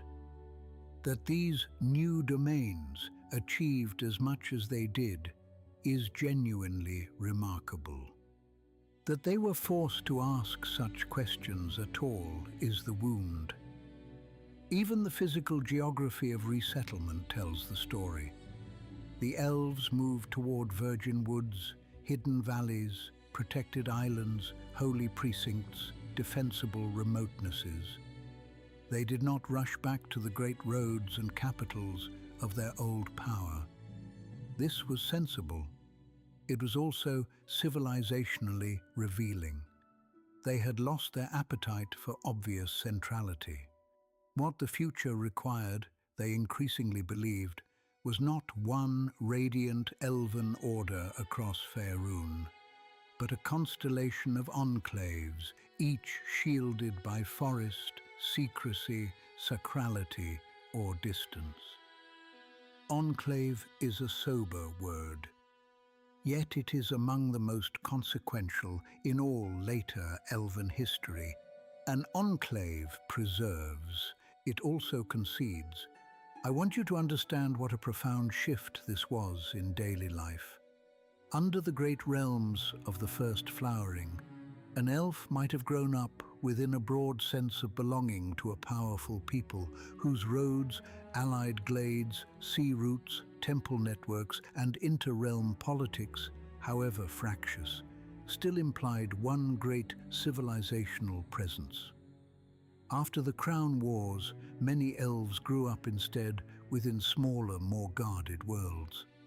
The forest itself remained splendid, but the political horizon narrowed. One's loyalty attached more intensely to house, grove, hidden vale, island, or sacred court. Outsiders became not merely those beyond the borders, but those beyond the warded imagination. This narrowing also changed inter-elven relations. The Green Elves offer a particularly piercing example. They had suffered heavily in the Crown Wars and by the end had lost all of their former territory. Over time, many withdrew deeper into the wilderness. Those who remained in isolation gradually diverged further from the High Elves. Some became what later ages would call wild elves, losing much of their taste for civilization and nation-building and turning instead toward nomadic or intensely local forms of life. Others became the first wood elves, their identity shaped by a relationship to forest and freedom different from the more urban, aristocratic or ritualized modes of gold and moon elves. Notice the causal force here. This was not some quaint, natural branching of elven temperaments under ideal conditions. It was a post-war adaptation. A people disillusioned with great courts, burned forests, and imperial pretensions may well conclude that civilization itself is the dangerous luxury. Better the deep wood, the clan, the hunt, the local sacred. Better not to build too grandly if grandeur attracts House Vishan in silk or Ilithir in fire. Better, perhaps, not to become the sort of people who must be organized on so large a scale that their failures poison whole continents. I do not say the wild and wood elves made that choice consciously in every case. Cultural divergence is seldom so neat. But the Crown Wars are part of why later surface elves do not present one uniform civic ideal. The war redistributed trust. Some placed it in court and shrine, some in island and council, some in secrecy, some in the forest itself, untouched by crowns if possible. The diversity of later elven identities is not only aesthetic, it is diagnostic. And while the elves wandered, founded, withdrew and sanctified, other peoples learned how to inherit space. Humans had expanded throughout the wars and continued to do so thereafter. Dwarves endured below and in the mountains, though with their own fractures and coming sorrows. Opportunistic powers noticed abandoned corridors and weakened borders. The great broken lands of the elves did not remain empty merely because the songs still belonged to earlier owners. History dislikes vacancy. Someone always arrives to name the ruin practical. This is why episode 12, when we reach it, must ask who inherits ruins. But the answer begins here. The elves lost not only land, but the tempo by which they had once expected to dominate its meaning. Once a realm is abandoned for an age, the age does not keep faith with you. Trees grow over roads. Human tribes learn the river. Dwarven merchants find alternate passes. Monsters breed in the silence. Names change. Maps harden around absence. By the time an old people considers return, the world has often already learned to think of the place without them. That is a civilizational humiliation of the first order. You do not feel it at once, not as one feels a blade. It is slower. It arrives when an old route is no longer known by its old name, when a ruined city becomes a rumor in someone else's ballad. When a younger people refers to your fallen court as ancient and means it in the tone one uses for weathered stone rather than interrupted authority. The post-war elves increasingly understood this, even if they did not always admit it in so coarse a register. Their answer was not one answer, but several. Elven court became the sacred center of a new Eastern order. Evermeet grew in symbolic authority as the Western haven. Secret realms took shape. Splinter states emerged in the high forest, some narrowly gold elven, some more mixed and tolerant. Later, moonblades would test heirs.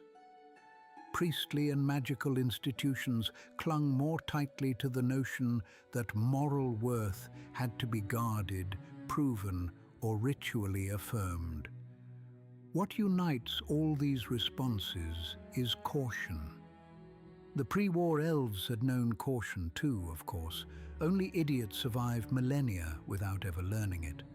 But this was a different caution, systemic, identity-shaping, almost architectural in its reach.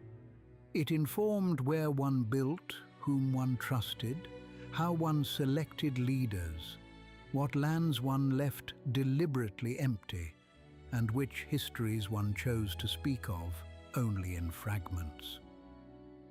The old open rivalry of great realms gave way to a more defensive pluralism. Beautiful in places, smaller certainly. Nowhere is the pathos of this smaller beauty clearer than in the founding of hidden safe havens, such as Everesca, some centuries later, established by surviving clans from Chantel Othraia, Mieritar, Orishar, and Ayalur. I will not linger there long tonight, because their full story belongs more properly to the rebuilding age. Yet even as foreshadowing, the pattern is unmistakable. Survivors from multiple broken realms did not rush to restore a broad imperial center. They founded a secret refuge. Not a capital open to all the old roads, a hidden valley. There is wisdom in that. There is also confession.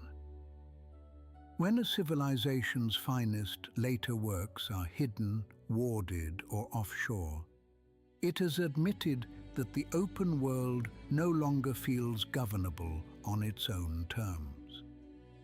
This is why I say the Crown Wars taught the Elves to prefer exception over center. Evermeet was exceptional. Evereska was exceptional. Elven Court was exceptional.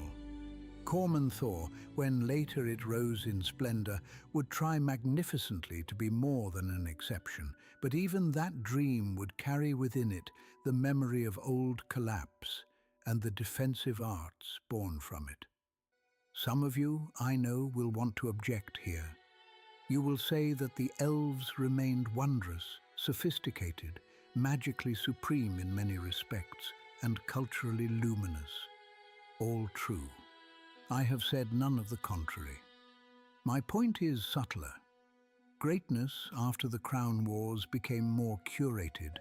It more often took the form of sanctuaries, chosen woods, hidden valleys, rare blades, carefully bounded alliances, and heavily moralized centers of authority. The Elves did not cease to be great. They ceased to be easy with greatness. There is a difference. A people easy with greatness builds broadly and argues openly. A people uneasy with greatness builds exquisitely, defensively, and with one eye always on the old fire. That eye remains visible in almost every major elven undertaking thereafter. Indeed, one could argue that much of later elven elegance is trauma refined. I would not say that too loudly in certain halls, but I would say it. The wandering years, then, are not merely the beginning of reconstruction. They are the age in which the people discover that reconstruction is already a different civilization from the one that collapsed. This is not failure, it is consequence. And consequence, as I warned you, is tonight's real subject. Now we must turn to the matter most likely to make later surface elves stare into their wine and suddenly discover a pressing interest in weather. Cultural amnesia. This phrase requires care because elves are not forgetful in the ordinary mortal sense. Their memories are long, their archives deep, their songs recursive, their genealogies offensively thorough. An elf can remember the shape of a branch under moonlight after centuries. A noble house can preserve a grievance long enough to make human dynasties look charmingly impulsive. To accuse such a people of amnesia sounds absurd. And yet, amnesia is not merely the absence of memory. It is the selective arrangement of memory so that the self remains bearable. After the Crown Wars, the surface elves knew too much and could not easily live with it all in equal light. They knew the Vishantar Empire had nearly consumed elfdom from within. They knew the Dark Elves had not descended into the later Drow condition through some simple primordial essence, but through a historical sequence of corruption, punishment, exile, and adaptation. They knew the descent was morally and theologically uncomfortable. They knew a court had been necessary because ordinary politics had failed utterly. They knew Arivandar's heartland had to be abandoned for a time because victory did not feel inhabitable. They knew refugees and enclaves were proliferating because broad confidence had broken. They knew, too, that while they had been destroying one another, humans and other peoples had kept moving. How does a proud, long-lived civilization metabolize such knowledge? Not all at once, often not honestly. One of the strongest surface elven habits after the Crown Wars is to speak of the descent only minimally, if at all. Some traditions admit only that it happened and that hatred now endures forever between Drow and other elves. How precisely it happened, why it happened, and what its broader moral problem might have been are treated as vague mystery or uncomfortable silence. The phrase, "all that needs be known," is among the most dangerous in any archive, and it haunts this era.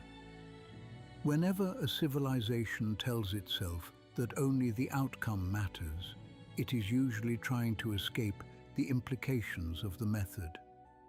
So it was here. The surface elves did not literally erase the Crown Wars. That would have been impossible and, frankly, beneath their aesthetic standards.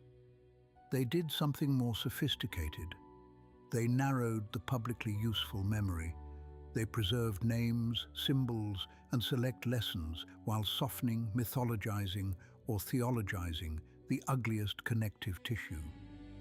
House Vishan became a curse word. Dairau, corrupted by other tongues, became Drow. The general moral points survived in concentrated form. Imperial pride is evil. Dark elves are estranged. Elven court was holy. Evermeet is refuge. And the old age was terrible enough that one does not speak of it lightly. This is memory with the edges filed. Not false, safer. And safety, when applied to truth, always has a cost. What cost? Several, and all grave. First, later generations inherit categories more readily than causes. It is easier to teach a child that House Vishan was monstrous than to teach how many respectable institutions helped make its monstrosity possible. It is easier to teach that the Drow are estranged enemies than to teach how collective punishment and exile shaped what later Drow civilization became. It is easier to praise Elven court as a place of equality and peace than to dwell on its status as a survivor's court convened after one whole people had already been cast out. Every simplification preserves a usable lesson, yes. It also removes the pressure to ask the next question. Second, shame moves underground. I distinguish shame from guilt because the difference matters enormously. Guilt says, we did wrong. Shame says, we cannot bear what this reveals about us. A guilty civilization may confess, repair, or at least argue openly. A ashamed civilization often seeks beauty, sanctity, or distance strong enough to keep the worst self-recognition at bay. Evermeet, hidden realms, holy courts, ritualized equality, tested heirlooms. These are not only noble projects, some of them are also shelters against shame. Again, I do not say this to mock them. Shame is often the correct emotional response to catastrophic self-recognition. But when shame is not consciously governed, it starts choosing the architecture. Third, the amnesia hardens relations with the Drow. A people marked by exile and transformed under divine social pressure now encounters surface kin who largely prefer to remember the result rather than the process. You can see at once how poisonous that becomes. Surface elves meet Drow as proof of the necessity of old measures, while Drow remember those measures as the beginning of everything that followed. Eilistrai's faithful, who stand historically astride both realities, become unsettling precisely because they threaten the convenience of both stories. They testify that the Dark Elves were never all one thing. They testify that return remains possible. They testify that the descent was not a clean revelation of pre-existing essence, but a rupture whose moral meaning is still contested. For that reason alone, they are difficult for later orthodoxies, both above and below. Fourth, surface elves become easier to romanticize by outsiders.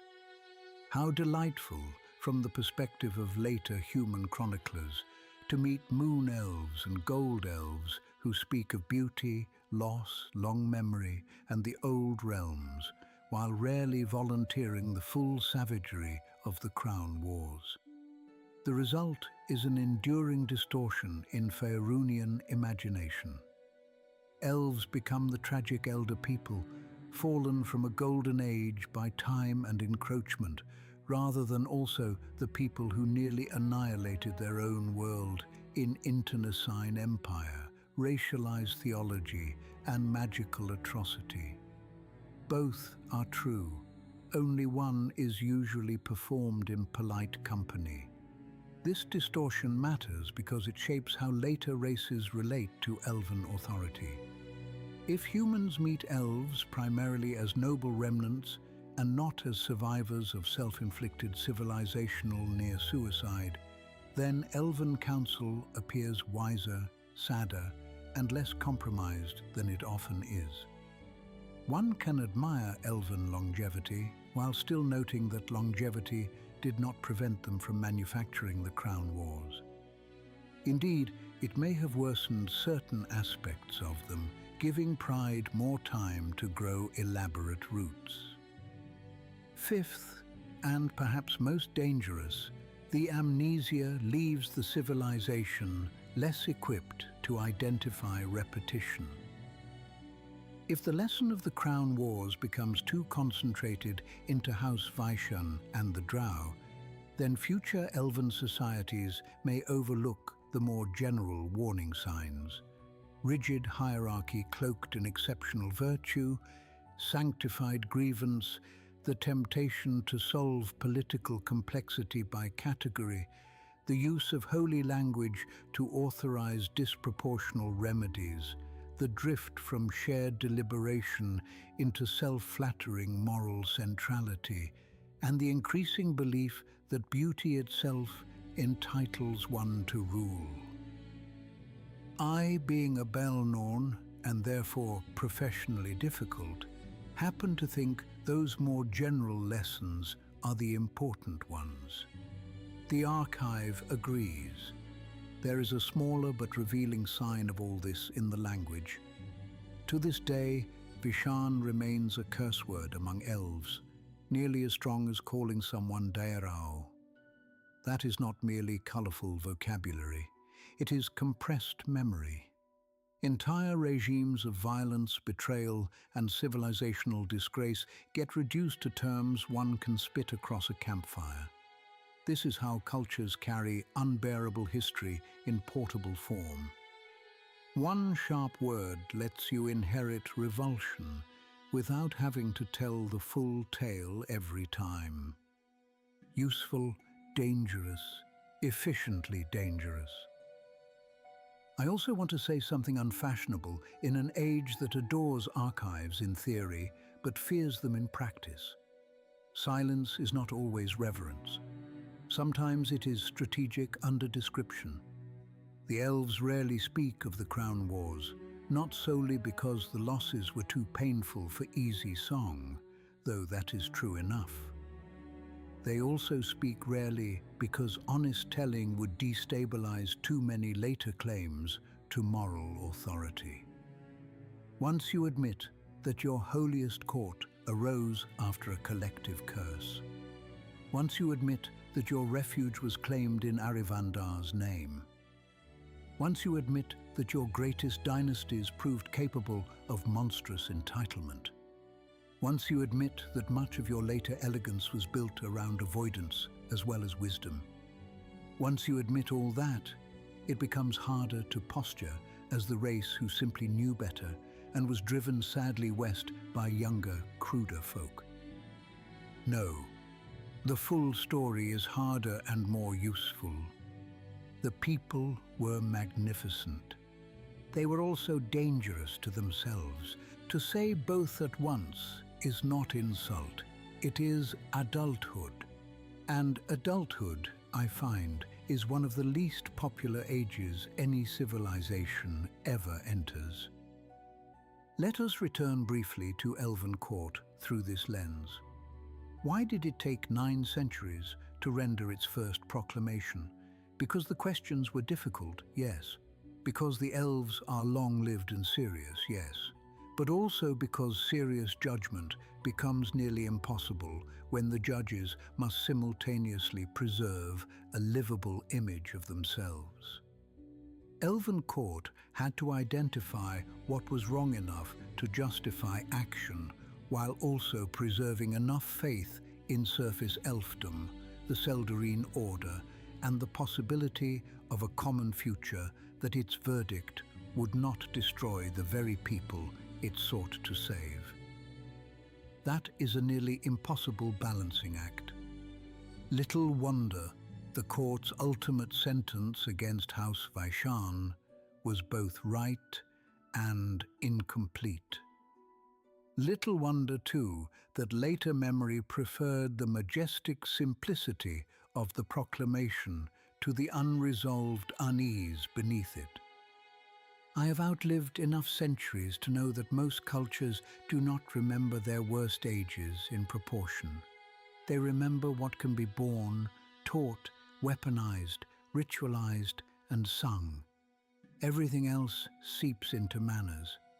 The Crown Wars seeped into Elven reserve, into their preference for hidden strongholds, into their suspicion of mixed polities, into Gold Elf superiority anxieties, into Moon Elf reformist idealism, into the Green and Wild Elves' retreat from large-scale nationhood, into the Drow's enduring fury, into Ilistray's counter-history of return, and into the almost devotional seriousness with which certain elven lineages treat questions of rightful rule. That is what real aftermath looks like. Not memory as lesson plan, memory as climate. This is why I remain down here, incidentally. Because climate is harder to catalogue than dates. Anyone can memorize -9,000 and say Arivandar fell.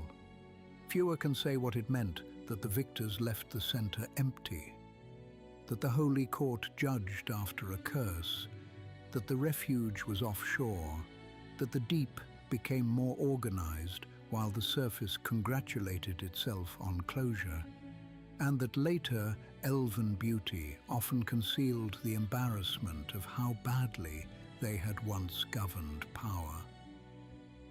Those are the matters archives exist for, not because they are pleasant, because they prevent innocence from becoming a performance. Now, before you accuse me of undue severity toward the surface elves, permit one defense on their behalf. Silence also protected the dead. To narrate every shame crudely is another form of desecration. The elves had buried too many, burned too many, transformed too many, and lost too much to make public recitation a simple good. There is dignity in refusing to turn grief into spectacle. I concede it willingly. The problem is not that some things were spoken softly. The problem is that softness, over time, shaded into structured omission. And structured omission, my apprentice, is the preferred language of respectable civilizations. That is why one must listen not only to what a people remembers, but to what it insists need not be remembered in full. The Crown Wars left the elves with many arts. Among the most refined was the art of surviving their own memory without entirely submitting to it. That art is beautiful. It is also why so many later listeners misunderstand them. And so we arrive at the question named by the episode itself. What, in the end, did the elves lose? If you answer too quickly, you will say kingdoms, Mieritar, Chantel Othraia, Arivandar, the political wholeness of many other realms. You will say forests reduced to moor or charcoal. You will say lives, bloodlines, songs, archives, and the confident supremacy of the first flowering. All correct, all insufficient. The deeper losses are harder to store because they do not fit neatly on the map. The elves lost innocence about their gods. I do not mean faith vanished. It did not. The Seldarine remained and remain deeply woven through elven life. Priests still served, temples still rose, holy places still mattered with real force. But there is a difference between living under divine care and living after divine intervention has passed through collective punishment. After the descent and the summons to elven court, elven piety could no longer be politically naive. The gods had become part of history, not only as comfort and patronage, but as judges whose remedies were terrible in scale. Even reverence thereafter carried caution. You can hear it in the way later elven institutions become more formal, more sanctified, and more anxious about moral worth. Faith survived. Trust became more intricate. The elves lost confidence in open centrality. Before the Crown Wars, the great elven world of Faerûn was fractured, yes, but broadly self-assured. It argued from strength. It fought from strength. It built from strength. Even its rivalries presumed that the mainland was the natural stage upon which the Telkesir would define the age. After the Fifth Crown War, that confidence never returns in the same form. The future belongs to courts in remote woods, islands beyond the Western Sea, hidden valleys, splinter realms, and eventually idealized experiments like Myth Drana that must work very hard to justify openness anew. The center did not hold. Worse, the survivors ceased believing the center could be held without becoming what they feared. The elves lost faith in bloodline as adequate title. House Vishan made that impossible. The Moonblades answer it. So does the council structure of Evermeet. So does the moral prestige of elven court over ordinary monarchy. Ancestry still mattered, of course. Elves do not stop noticing ancestry any more than dragons stop noticing treasure. But ancestry alone had been compromised. Some deeper test was now required. Ritual worth, communal esteem, priestly sanction, or magical selection. That is a subtle constitutional revolution brought on by war. The elves lost the political middle. This one matters terribly, and almost no one states it plainly enough. Mieritar had once embodied a dark elf-inclusive surface civilization of beauty and significance. Chantel Othraia had embodied a mixed and resistant plural order. Ilifan had embodied refuge and uneasy neutrality.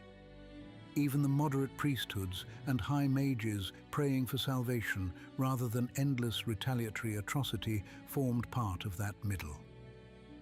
The Crown Wars and their aftermath did not restore this middle. They thinned it.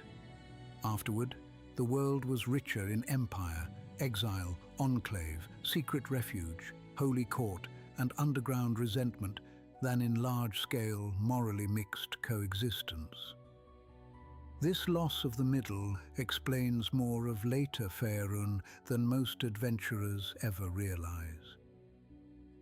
The elves lost ease with beauty. This is perhaps my most melancholic claim, and therefore the one I hold with the greatest suspicion. Yet the more I study, the more I believe it true. Elves continue to create extraordinary beauty after the Crown Wars. Forest cities, hidden halls, moonlit rites, blades of living legend, music that can make even a lich feel briefly less contractual about undeath. None of that ends. What ends is the old ease by which beauty and power could be presumed natural companions. After Arivandar, beauty requires warding. After Mieritar, beauty requires contingency. After the descent, beauty requires moral qualification. The later elven world is still beautiful, but its beauty is more self-conscious, more defensive, more often wrapped around an argument about who may enter, who is worthy, and what disaster must never again be permitted near it. The elves lost the sky as a shared inheritance with their dark kin. This loss is not theirs alone, of course. The drow bore it far more bodily. But surface elves also lost something irrecoverable when the dark elves ceased to belong under the same moonlit assumptions. Before the descent, there had been surface dark elf realms, surface dark elf worship of Eilistrae, dark elf mages who died trying to save Mieritar, dark elf children who grew under trees. After the descent, the very visibility of elven diversity became moralized differently. The surface sky was no longer a shared ceiling of elven possibility. It had become, in part, a badge of who had not been cast out. That changes the symbolic order of the people forever. The elves lost narrative honesty about themselves. This is not a total loss. We still have records. Some courts, sages, and lineages guarded the truth better than others. Yet at the level of broad culture, the post-war elves increasingly preferred stories that made later survival dignified. Understandable. But dignity purchased by simplification always collects interest. Later surface elf culture could more easily idealize the first flowering, lament the passage of time, and complain of human encroachment than dwell unguardedly on the fact that its own great internal wars had done much to produce the conditions for all three. When a people cannot tell its ugliest truths aloud without first improving them aesthetically, it has lost something essential. The elves lost time. Do not laugh. I know full well they remained long-lived. That is precisely the cruelty. They lost not years, but historical tempo. 3,000 years of crown wars, followed by centuries of judgment, wandering, resettlement, and guarded reconstruction, represent an astonishing expenditure of civilizational time. During that span, the younger peoples were not motionless. Humans multiplied, dwarves consolidated, fragmented, and endured. The drow built below. The map shifted. By the time the Crown Wars finally ended, the elves were not simply grieving. They were behind in a contest they had not fully admitted was happening. Long life does not protect against wasting eras. Sometimes it makes the waste more tragic. The elves lost the ability to pretend that high magic was only glory. High magic remained wondrous, yes. Necessary, yes. It could grow cities, shape forests, preserve realms, create mythals, and later even forge moonblades meant to keep future tyrants in check. Yet after the dark disaster, the descent, the prayers for salvation, the counterspells that failed, and the Empire's fear of magical sentence, high magic could no longer dwell solely in the register of wonder. It now belonged also to catastrophe, constitutional remedy, political terror, and the dangerous hope that enough ritual force might solve what ordinary judgment had failed to contain. That is a heavier inheritance than the early ages bore. The elves lost certain futures. This may be the most invisible loss of all. Not every loss is what happened. Some are what can no longer happen afterward with the same plausibility. A broad, mixed, dark elf surface realm on the model of Mieritar becomes almost unimaginable. A truly effortless gold elf political primacy no longer seems safe outside the fantasies of the unteachable. Open mainland elven centrality becomes harder to envision than island refuge or hidden valley. Even later experiments in coexistence, magnificently brave though they are, must proceed under the long shadow of the Crown Wars. The future narrows. Civilizations are often judged by what they create. They should also be judged by how many possible futures their violence destroys. And finally, the elves lost the difference between ruin and forgetting. This one is mine. Indulge me. A ruin is honest. It stands there, broken, yes, but present. The stone still confesses. The roots grow through old archways. The traveler can ask, who built this and what happened? Forgetting is worse. Forgetting lets the ruin become scenery. Forgetting turns the old court into a haunted wood, the poisoned moor into a convenient obstacle, the drow into an axiom, the island refuge into timeless destiny, and the curse word Vishan into a mere insult detached from the terrible discipline of explanation. The post-war elves preserved many ruins. They flirted, however, with forgetting, not wholly, not irredeemably, but enough that a Baelnorn still has work. If I sound sorrowful, it is because I am. Not for some imaginary pure elfdom that never existed. Purity is for propagandists and alchemists, and I trust both only when supervised. No, I grieve for the breadth that was lost. For the unrealized possibilities. For the dark elven children who might have remained surface-born. For the mixed realms that might have taught later ages better habits. For the grand magical confidence that had to become constitutional suspicion. For the forests left vacant because the victors could not bear the center. For the songs that survived only after the people who first sang them had learned to omit their own worst verses. You asked what the elves lost. They lost enough that later glory could never again be innocent. And that, perhaps more than any battlefield result, is the true end of the Crown Wars. So where does that leave us, here in the stacks, with the candles burning lower and the old folios still warm from the touch of too many dead hands? It leaves us in the first true aftermath of elven self-recognition. The Fifth Crown War matters because it topples House Vishan and dissolves Arivandar, yes, but its greater significance lies in the shape of the peace it fails to create. The empire is gone, the center is abandoned, Elven court stands holy but compromised. Evermeet grows luminous but already half withdrawn from the mainland's disorder.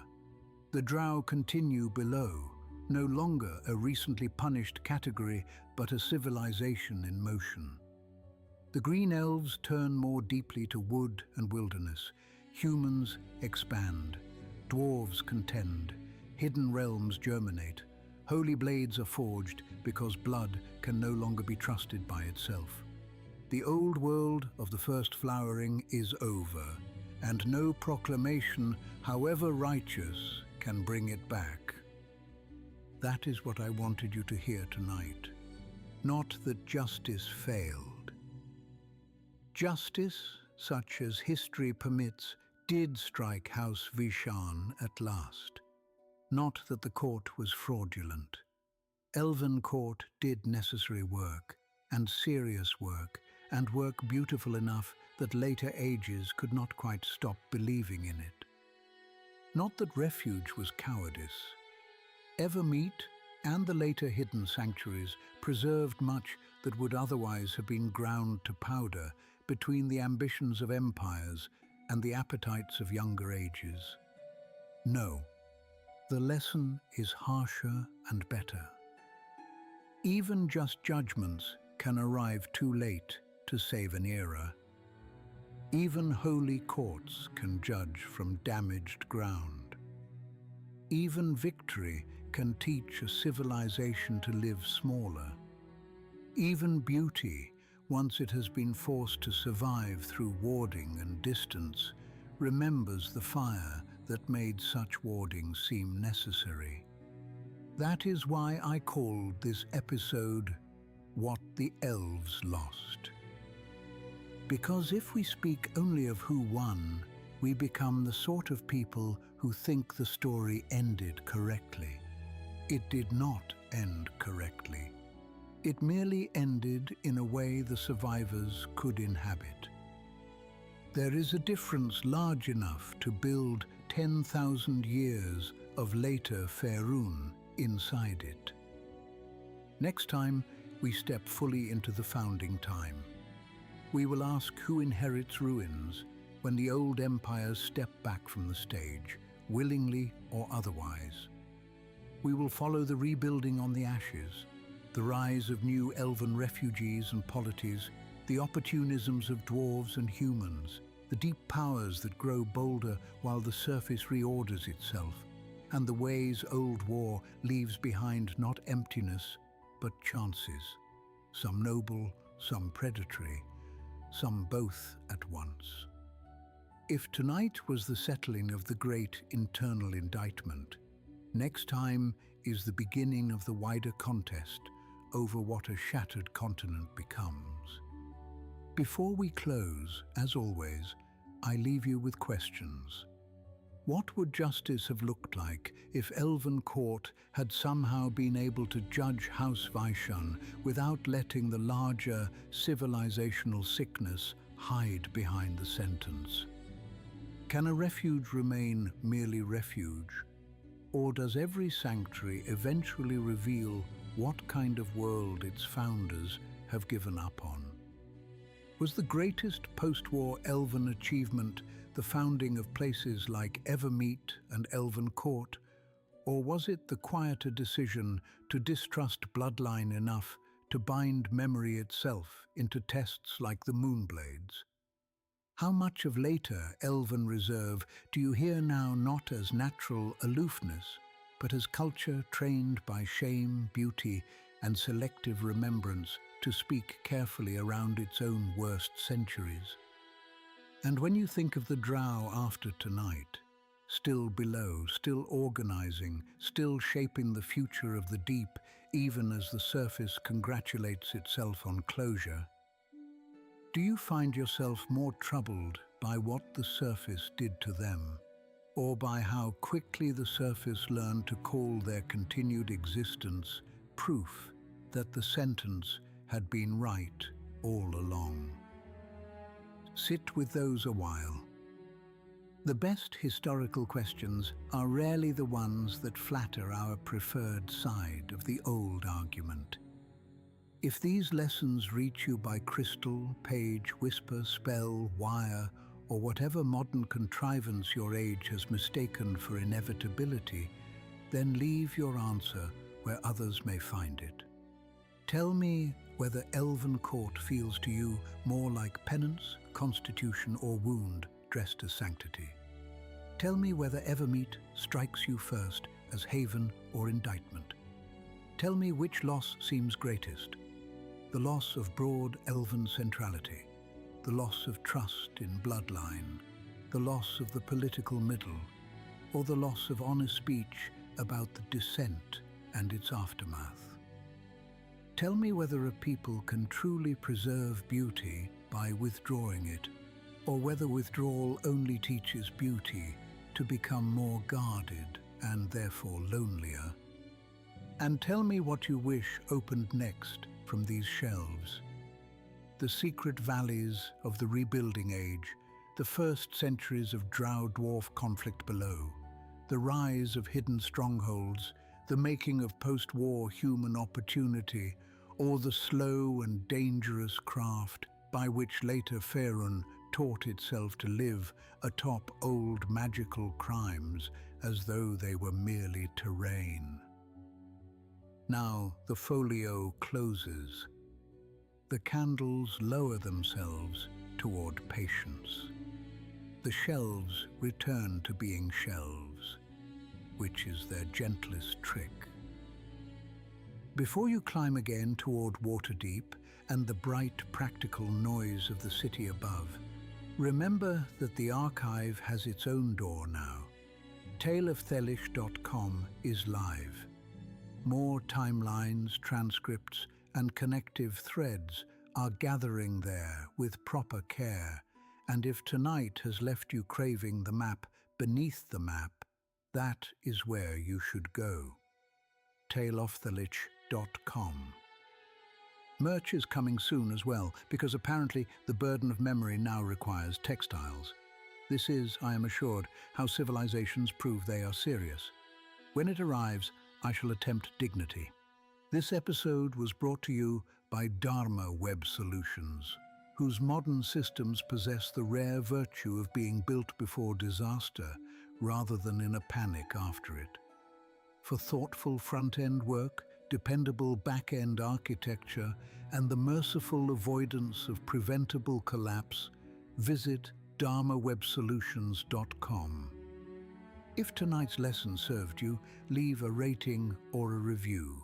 These small contemporary rites matter more than they should in an age where shallow mechanisms sought remembrance by novelty rather than significance. Every such gesture helps an old war remain a lesson instead of dissolving into background static. Until next time, my apprentice, close the book, trim the wick, leave the dust where it has earned the right to lie, and remember, the last Crown War ended the Empire. It did not restore the world. Good night. May your memory outlast your slogans, your archives survive your victories, and your judgment remain suspicious of any history that claims a people became wiser without first admitting what it cost them to learn.